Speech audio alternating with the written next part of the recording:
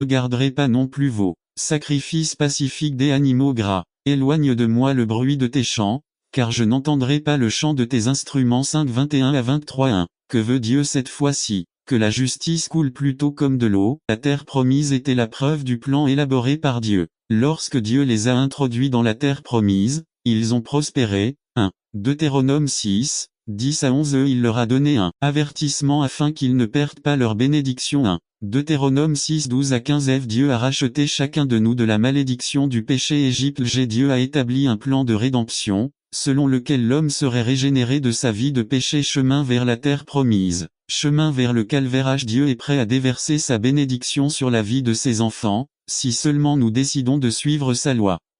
Dieu veut qu'à travers notre marche dans son plan établi d'avance, nous glorifions Dieu dans nos bonnes œuvres et participons à sa bénédiction. Ce que dit la parole n'ajoute pas de tristesse. 1. Proverbe 10, 22 Joule. Dieu veut que nous ne désobéissions en aucun cas et que nous nous écartions du chemin qu'il nous a tracé. Conclusion. Il existe un chemin tracé par Dieu, une trajectoire marquée par Dieu d'avance pour ceux qui ont été régénérés, rachetés par le sang du Christ. Ce chemin promet des bénédictions, il ne vous reste plus qu'à prendre la détermination de le suivre. Décidez aujourd'hui qui vous servirait. Déterminé à commencer une nouvelle année avec une attitude déterminée à parcourir le chemin que Dieu a déjà préparé pour votre vie. N'attendez pas qu'il soit trop tard. Devenez membre de la chaîne Today et bénéficiez de réconfort et de soutien dans les moments difficiles. Cliquez sur le lien dans la description de la vidéo. Mardi 9 avril 2024 page 2. À quelle qualité êtes-vous fidèle à Dieu? Résumé. Je veux partager un sujet que le Seigneur a transmis à mon cœur.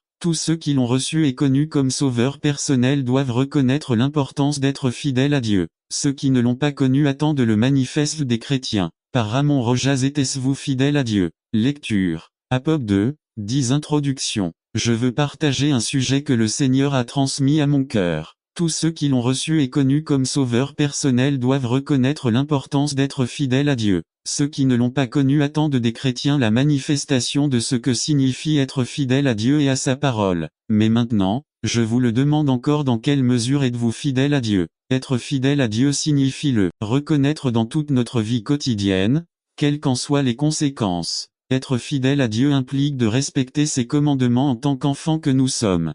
Que signifie le mot fidèle en grec pisto? Confiance, bien sûr, vérité sa racine péto convaincre par l'argument vrai ou faux, apaiser quelqu'un par l'analyse, avoir confiance, assurer b dans le dictionnaire, qui garde la foi, exact, conforme à la vérité chrétien qui obéit, qui est conforme exactement à l'usage auquel il est destiné de. À quoi étais-tu destiné à? En tant que chrétien ayant reconnu Jésus comme votre sauveur personnel, vous étiez destiné à. Ésaïe 61, 1 à 2 1 Prêcher la bonne nouvelle aux opprimés. 2 Penser ceux qui ont le cœur brisé. 3 Libérer les captifs. 4 Libérer les prisonniers de l'ennemi. 5 Proclamer l'année du Seigneur et le jour. N'attendez pas qu'il soit trop tard. Devenez membre de la chaîne Today et bénéficiez de réconfort et de soutien dans les moments difficiles. Cliquez sur le lien dans la description de la vidéo. Mardi 9 avril 2024 page 1 Vengeance 6. Réconforter les personnes en deuil. B. Vous étiez destiné à obéir. En d'autres termes, accomplir la volonté de ceux qui commandent. C. Tu étais destiné à être fidèle à Dieu et à sa parole car une récompense vous attend. 1.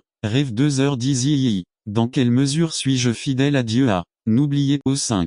À cette époque, ils n'entendaient que. Aujourd'hui, nous entendons, voyons et lisons des enseignements liés à la parole de Dieu. Dans un monde audiovisuel, aussi important soit-il de venir entendre un sermon ou une leçon, en n'attendez pas qu'il soit trop tard. Devenez membre de la chaîne Today et bénéficiez de réconfort et de soutien dans les moments difficiles. Cliquez sur le lien dans la description de la vidéo. Mardi 9 avril 2024 cassette page 1. Peu importe l'importance de lire votre leçon, de lire la Bible et le professeur ESP, peu importe l'importance de regarder des vidéos chrétiennes ou de regarder des programmes chrétiens à la télévision. S'il n'y a pas de changement, sinon il y a de l'action, si la saleté des mauvaises habitudes continue de contrôler notre comportement, entendre, lire ou regarder la parole de Dieu n'a aucune valeur. 6. Quand entendre, lire ou voir est fait par habitude et non par dévotion sincère à Dieu, alors il n'y a pas d'action. J'étudie la leçon et lis la Bible, mais j'ai toujours du ressentiment et du ressentiment dans mon âme. J'écoute des sermons, et je peux même enseigner dans une classe du sabbat ou de l'école du dimanche, mais je suis toujours injuste, intolérant, exigeant, Je veux toujours obtenir ce que je veux. 2. Le faire après avoir entendu à Santiago a déjà souligné l'importance de l'audition. L'audition commence le processus de foi. Mais une fois que nous avons entendu, que ferons-nous de ce que nous avons appris? Telle est la question de Santiago 1.